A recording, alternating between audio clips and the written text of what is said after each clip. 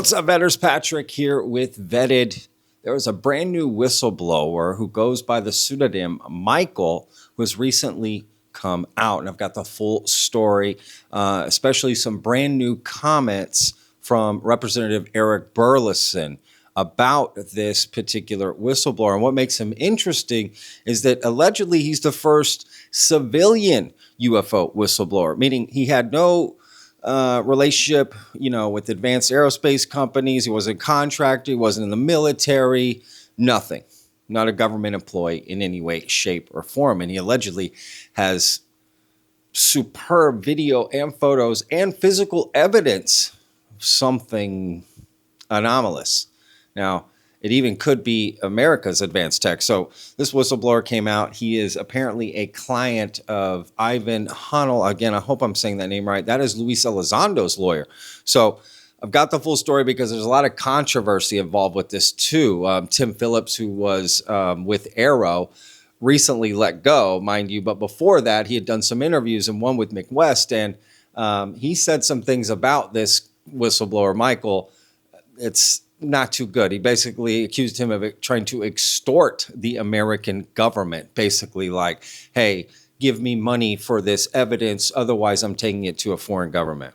I'm not joking. That's the accusation. I've got all the details. And again, especially these brand new comments from Representative Eric Burleson about this whistleblower. And I think you'll be surprised when you hear what he has to say. Now, this whistleblower has also released some statements that we're going to go over, so we'll get to all that. But first, we're going to play a clip from Ivan Hanel, again, Luis Elizondo's lawyer, on that UFO podcast. And he's going to kind of explain a little bit who this whistleblower is. A new client of mine, which we can talk about whenever you wish, has given me information which I now believe for many different reasons, and frankly, in part because of what Tim Phillips himself said on Mick West's podcast. And that is something that I think is still slipping under the radar of most people in ufology. They don't understand how important it is what Tim Phillips inadvertently said on Mick West's podcast. And that particular dialogue or part of the interview very much surprised me, because it basically said that what a new client of mine, and again, I want to make it clear, it's not Lou Elizondo, and he's not actually a new client. I've known him for, I don't know, 8 months, 9 months. I don't know exactly how long, but what Tim Phillips said about him bringing what would be described, what Tim Phillips said was alien-like technology, or at least that implicated some programs at the Nevada test site, which he then understood to, which he said he could understand why people would think they were, alien-like capabilities. That was an incredibly surprising admission that really qualified what I already knew to be true based on the tremendous stream of messages and both email and text between my client and SSCI and Arrow. All right, Vetters, please hit that like button. That really helps out the videos. And of course, if you're not already subscribed, hit that subscribe button. I'm trying to get to 100,000 subscribers before the end of the year. All right, so this is where the story gets even juicier, as Ivan's about to explain. And even I admit that this is a crazy part of the story. I don't know if I've heard such drama behind the scenes about a whistleblower. I mean, maybe I have, but this definitely is a unique situation. I mean, listen to what Ivan says. Like I said before, Tim Phillips, who was the deputy director of Arrow, again, who was no longer with Arrow, but at the time that he said the comments he said, he was, and he does accuse this new whistleblower, Michael, of extortion, as Ivan's about to explain. And don't worry, I have the clip of Mick West and Tim Phillips talking about this, where Ivan is going to get his story from. But we'll get to that after this clip, again, of Ivan Hanel, Luis Elizondo's lawyer, speaking on that UFO podcast about this new UFO whistleblower, quote, Michael, coming out. So it's a new guy. He's a good person of goodwill. I think he's still trying to work if he can. If the government wants, he'll certainly try to work with the American government and present what he knows. He's already presented quite a bit. Again, I can't qualify, his technology or the information, and I've seen very frankly little other than the communications and between him and his group and the Senate and Arrow. But I will say it's substantial. And frankly, I think he has been the target, which people don't realize, of a lot of the comments by even, Senator Rounds and certainly Tim Phillips and others. I think he is implicated. A lot of what they're saying resonates with some of the things he has going on. So, from my point, I think he's just a good American businessman who is trying to help. And, and it shows you, if Arrow treated, him this way, who was just trying to say, look, I think I've made some discoveries. I don't know what this is, but, I found out certain things that are, have a lot of data behind them. I can only imagine what they did to people who don't have, any means and are government employees and are just, without representation and just feeling vulnerable. It's just horrible, So Tim Phillips, I don't know why he went on a campaign of podcasts, but certainly it's that stream of podcasts that seemed to have stopped or been put a stop to.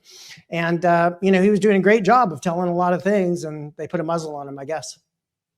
Any timescales on when your client's going to come forward publicly? I'm hoping in the next couple of weeks. I can't give an exact time frame, but I'm hoping in the next couple of weeks. You never can tell. Maybe if the government comes and works with him, then we'll never hear from him again. I don't know. But I think he's not a UFO guy. He's not an NHI guy. It's not that he's not open to that, but he's just a business person who has a science background along with the family background, and just really came across some very unusual things and has an incredible story to tell. I think that there's a lot of, you might describe it as evidence to suggest that there's a lot of truth to it. And I'd like to thank Tim Phillips for helping corroborate some things inadvertently. So I always thank you, Tim. Good job. All right, so let's just get to the meat and potatoes here, right? Let's show the clip of Mick West and Tim Phillips talking about where this all kind of started, sort of the hoopla. And, again, it is interesting because I do remember hearing this interview the first time, and I didn't really think anything of this part in particular at the time because I didn't name who it was, but this is kind of a crazy story. I was frustrated by some of the claims made by witnesses to members of Congress. I know that we had people referred to us. One particular individual, we thought he was extorting us. We were either going to pay him for his knowledge or his materials, or he was going to take it to a foreign country. It sounded like extortion to us, and reported it to our FBI counterparts. And by the way, we actually had at various times FBI, agents or analysts who were part of the Arrow staff. So we did work very, very closely with the FBI. So that was some physical material that he had. It was. And I actually went back to members of this member's staff saying they should protect the member from this individual. It wasn't fair to him to give him an audience. I am not a medical professional, but what I heard, based off common sense, I wouldn't want him around my family. How did he even get into the position to be able to approach you with this type of thing? Well, it was referred to us by members of this staff. It came to us. Okay. And we were asked to interview, and we did. And there was concern that some of the materials that he possessed could compromise actual programs of record. And so look, this is nuts, right? I mean, so it turns out that the guy Tim Phillips was talking about is this whistleblower named Michael, who is Ivan's client, right? So he was being accused of extortion, extorting the United States government. Now, the story gets even crazier because Michael has come forward after all of this and kind of like, hey, what the F is going on? You know, he wants to defend his name, which rightfully so, right? So, and he wants to defend his name, and rightfully so. And so he released some statements online through some podcasters or something. And he basically explains the incident, right, that he first saw, right, that includes photo, video, physical evidence of. And then there's a statement of him basically saying why he's not going to come out anymore and what he thinks is hurting disclosure, right? And what he thinks the government should do about this. And I have to say, he makes some really good points. So we're going to go over those statements. But first, I want you to hear from Eric Burleson, because this is a brand new clip to the story, because Eric Burleson spoke with this gentleman.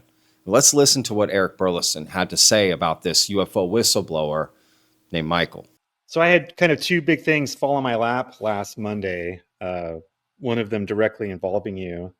And this was the civilian whistleblower who apparently has been in skiffs, and he's known anonymously as Michael, but had a close-up encounter that he filmed on 4K video in I think in Wichita, Kansas, around 20 years ago. And apparently he was speaking to you as my buddy Paul and I were working with Ivan Hanel on getting his statement out about why he doesn't want to come forward any longer. So I was wondering if you could comment on that. That is that's an interesting individual, and I'm hoping to keep that relationship going and try to get more information. Right now, he seems very guarded, but yeah, I don't. Right now, I think that the problem is the problem is it's complicated things. The fact that he owns a private business and he's seeking a government contract, and he just kind of complicates the whole scenario. So the fact that he's not an existing contractor who's then bringing forward information, it makes it look like he's trying to use it to get contracts. But at the end of the day, I think that I'm not skeptical in that regard. I'm just telling you what I'm having to deal with.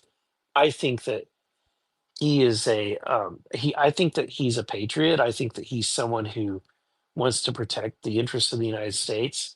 He's been able to get these videos and photos. I've only seen one photo and one video. And I will say that whenever I have talked about those photos and shown them to people that were in the know about highly classified um, um, U.S. military um, aircraft, the response was jaw dropping. People are shocked that someone who is an amateur or is not exactly an established contractor was able to gather these photos and videos. So I'm still trying to figure out what the origin is and figure out how I can work with him and help him. And so that I'm trying to be as transparent as possible without revealing who he is and revealing too much about what he has. So as you can see, Eric Burleson doesn't really suspect that he was trying to extort the United States, right? He was just somebody who wanted a contract with the government. Now, what Eric is saying is that there is a little conflict of interest there, right? Trying to get a contract and you're coming with evidence too at the same time. Maybe this isn't the best time to bring that up, right? Essentially. But it doesn't sound like Eric thinks that that guy is, doing anything illegal or crazy or whatever. It wants to see what he was shown. I mean, in fact, what he showed people left people jaw dropped, right? This is kind of insane. But as the story continues, again, these people think that this is all man-made tech, including Michael, for all I know, right? And everyone he's shown it to. But they were so worried that, hey, shit, you captured something America's actually working on. We got to silence you, right? And so Michael's going to explain that he was actually cleared by the FBI. He was actually cleared by many investigative bodies and many investigations of any wrongdoing, and still went on to testify in skiffs and go behind closed doors and even give consultation about the New Jersey drone flaps that happened. I mean, he's been working for this for 2 years. So let's get to these statements from Michael. All right, so this first part is going to be Michael's encounter that he had, that all the hoopla is about. So the exact date I keep because once you have those, you can figure out the data link satellite track. But it was around Wichita, Kansas, 20 plus years ago. The one at the end of the statement that I want to back up with a polygraph is a different one. Both involved the craft hovering less than 50 feet from the ground, and we were able to get right up to it. Both were around 10 minutes, and the first one lost a piece of craft we recovered, which is what allowed this all to happen. We know the signature we are looking for, and we happen to have it. And we happen to have it happen in a business van that involved equipment from a business I owned that included K2 meter, the best FLIR camera, ultrasonic microphone, and a host of other equipment, including myself and 3 other people. We had a shot. We took it. 40-foot length, fighter jet size, dark gray that absorbed light. Sounds just like Corona or arching of electrical. Probably a sample on YouTube, so sounds juiced up. Outside of Wichita, Kansas, field, 3 a.m. On way back from long work trip for business, July, nice and quiet, could hear the crickets. SSCI 1, spend 2 years with, lots of skiff meetings. They don't want what the military does for proof. Physical material and GPS coordinates with date and timestamp, data links, photo and video with metadata, tracking radar, and so on. I found plenty that is physics defying, but not NHI. So I don't share what is U.S. technology publicly. However, as Ivan has seen, and we could do some screenshot, there's a 2-year record of this. Not just one skiff, several, including secret location meetings, hundreds of pages of emails and texts back and forth. That's the story and why Tim Phillips said what he did. Well, it's an interesting take, We got assigned to solve it for SSCI. That's where the physical materials come from, Tim Phillips references. But they didn't do their part of agreement with deal. My problem with the word individual in UAPDA and NDAA is them trying to get what I have. That's the key. If they take it from me, it's gone. And that's what I'm doing now, is trying to break it out. But not easy to fight the government and be safe at the same time. As Arrow and SSCI know, I received a death threat from many, including China, that came with a video of President Xi Jinping taken from the person next to him with a smartphone to track me by phone and wipe me off face of earth if I didn't work with them. OSI verified it. This is not the normal alien story. This is high stakes with death on the line. I'm trying. So now let's get into a statement of why he's shying away from public engagement. Background and unique position. A small number of people in the UAP field may know me, but most do not. My father and I were, to my knowledge, the first and only non-military, non-contractor individuals to brief senators and staff inside both the Senate Select Committee on Intelligence and the Aeroskiff. SSCI staff could not recall any prior occasion when someone without a security clearance had been admitted to Skiff 219 to give such a briefing. Over the course of 2 years, we participated in multiple Skiff meetings, including an emergency session related to the Langley Air Force Base drone incursion. We were invited because we had what they called the goods, photos and videos of black triangles, physical material, and technology. We entered as a business seeking a deal for our portfolio. As Tim Phillips stated, the SSCI chairman even considered sending him to Area 51 in search of comparable technology. We located technology with so-called physics-defying characteristics, though we never found aliens or non-human intelligence. The reason the Senate's UAP focus has been on drones rather than aliens, unlike the House, is largely due to information we provided, including data links. Number 2, initial government engagement. This began when we attempted to sell directly to military branches. Among other things, we informed them we had defeated stealth, including jamming and spoofing countermeasures, rendering trillions of dollars in taxpayer-funded assets obsolete. This got their attention, especially when we provided evidence. We were investigated by AFOSI, NCIS, and the IG of Naval Intelligence Activity, Cyber Command, and others. We cooperated fully, including interviews and polygraphs. Due to jurisdictional overlaps, I ended up meeting with top FBI agents and DOJ representatives. The FBI accused me of blackmailing the U.S. government. The DOJ, however, cleared me, affirming my right to sell legally obtained technology. The DoD also stated that the UAP Tic Tac technology was not their property. That's interesting, right, Ross Coulthard? I don't know. Number 3, SSCI involvement and fallout. Poor treatment from government agencies led me to complain to SSCI. Upon hearing UAP and seeing that I had cleared investigations, they invited me to brief them in the skiff, assuring me this would, quote, take the heat off and protect me from the Invention Secrecy Act. I was told it would end in a deal. This turned out to be false. According to Tim Phillips, SSCI staff began seeking ways to remove me after obtaining the information they wanted. My promised whistleblower protections were revoked, enabling accusations of extortion, which were unfounded. Phillips publicly revealed that I had physical materials, despite knowing about credible threats from foreign actors, including a death threat from China verified by OSI. This exposed me and my family to serious danger. I have received no apology or retraction from SSCI or Arrow and advise others not to approach them. Number 4, House engagement. After concluding SSCI members, including Senator Rounds, Cotton, Warner, Moran, and Gillibrand, acted in bad faith, I approached the House. For 2 years, I provided briefings on drone threats, including how the Chinese executed the Langley Air Force Base incursion without detection or interception. Despite this, the House focused on unverified NHI and alien claims, holding hearings without requiring proof. This shift has damaged the credibility of the UAP discussion. Number 5, recommendations for credibility. The UAP community and Congress must change course if they want to be taken seriously. Require government-level polygraph testing for anyone providing testimony, including whistleblowers, journalists, and self-proclaimed experts. Avoid sensational, unprovable claims about NHI or alien encounters. Reset all public statements to 0 and rebuild with verifiable polygraph evidence.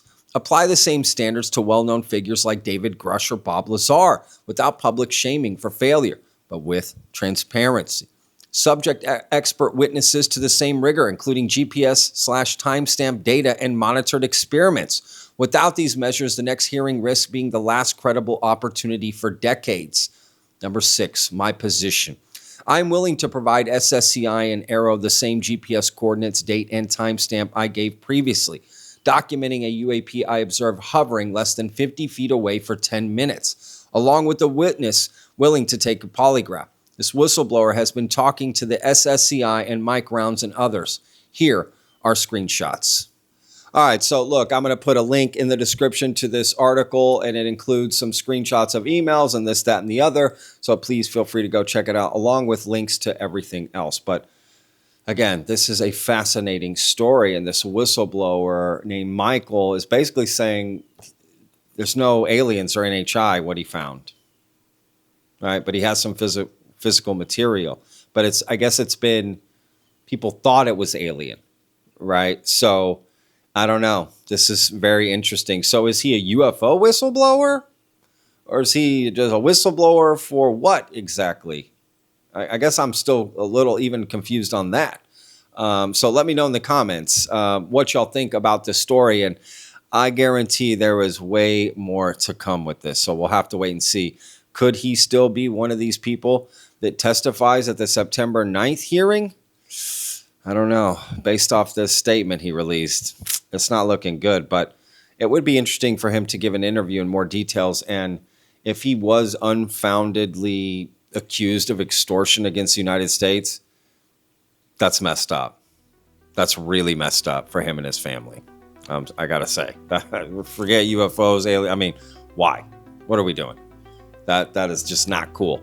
But I can also understand the part about, hey, you're trying to get a contract while trying to testify and give testimony, and maybe this isn't the best time. I can see the conflict of interest there too. So, sounds like a complicated web, as always. So anyway, all right, let me know what you guys think down below. We'll see you on the next one. Remember, every day's a gift, y'all. Peace!